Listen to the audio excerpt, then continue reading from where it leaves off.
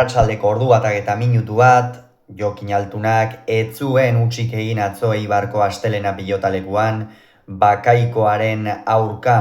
lauterdiko txapelketa nagusiko final laurdenetako ligaxkako amultzoko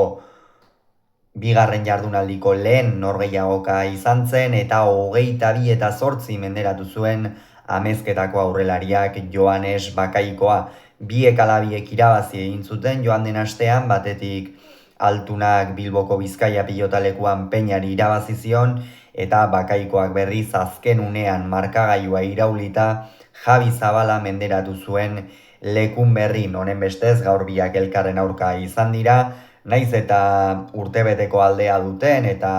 Bakaikoak Altunak baino bi urte beranduago debutatu zuen, lehen aldia zen profesionaletan elkarren aurka jokatzen zutena, afizionatuetan eta gaztetan eta jokatu izan dute, baina profesional mailan lehen aldiz jokatu zuten atzo Eibarren. Eta partida hasieran Bakaikoak borrokatu zuen, bai, baina gerora Jokinek eman zuen erakustaldia apartekoa izan zen, ez baitzen garaipen soil bat izan. Tanto ikusgarriak bata bestearen atzetik kateatu zituen amezketako aurrelariak atzo,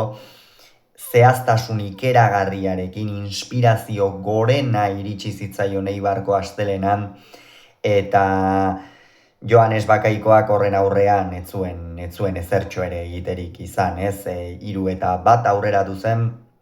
baina hortikan aurrera 12-5 iritsi zen lehen etenaldira Jokin, eta honelaxe laburbilduko nukenik norgehiagoka Altunak eskuinarekin oso praktiko jokatu zuen, min eginez eta ezkerrarekin distira atera zuen. Atzo Jokinen ezkerrak,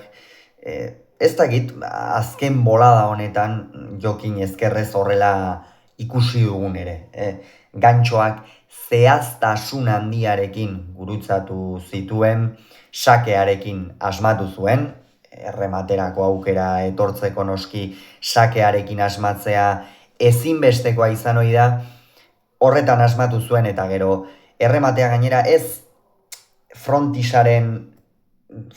apur bat altuera eman da, ez txapa mugan, baina ez frontiseko txapa bakarrik baizik eta eskuineko kontrakantxako arrastoa ere mugan erabili zuen, eta benetan kalkuluak perfekzioarekin, zehaztasun handiarekin egin zituen Altunak,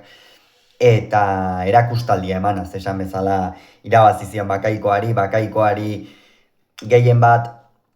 sakeak erantzuterako garaian aire hori ekiditea ikeragarri kostazitzaion, gero jokoan Jokinek beste ritmo batean ibili zuen pilota eskuinez esan bezala eta ezkerrez min egiten zuen, jotzen zuen pilotakada bakoitzean, 18 eta 7 iritsi ziren bigarren etenaldira, eta azkenerako 22 eta 8 benetan garaipen garrantzitsua Jokinentzat. Bakaikoak ez zuen ez ustekoa ematerik izan, eta honen bestez Jokin Altunak lehengoan Peñari eta atzo Bakaikoari irabazi ostean, hankaterdi baino gehixeago finalerdietan duela esan daiteke, eta benetan bikaina gaurkoan uste dut Zabalak ez barkatu, hori da, gaur Peñak irabazten badu Altuna finalerdietan izango da, eta Zabalak irabazten badu berriz, oraindik ere matematikoki lau pilotariek aukerak izango dituzte final erdietan izateko, baina esan bezala istripu oso handia gertatu beharko zaio gaur Zabalak irabazten badu datorren astean Altunari ez sailkatzeko.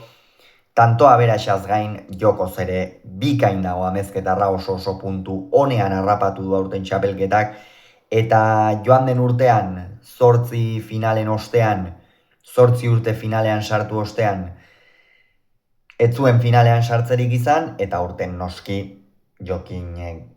goi mailako pilotaria da, oso lehiakorra, partida guztietan favorito ateratzen dena, logikoki arantza ateratzea izango du xede. Eta Bakaikoarentzat berak ere esaten du, hau aukera bat dela beretzat, aukera oso polita, eta noski finalerdietan sartzea ere beretzat polita izango litzake inolako zalantzarik gabe. Gogoratu beraz, Altunak 22, Bakaikoak 8, Eibarren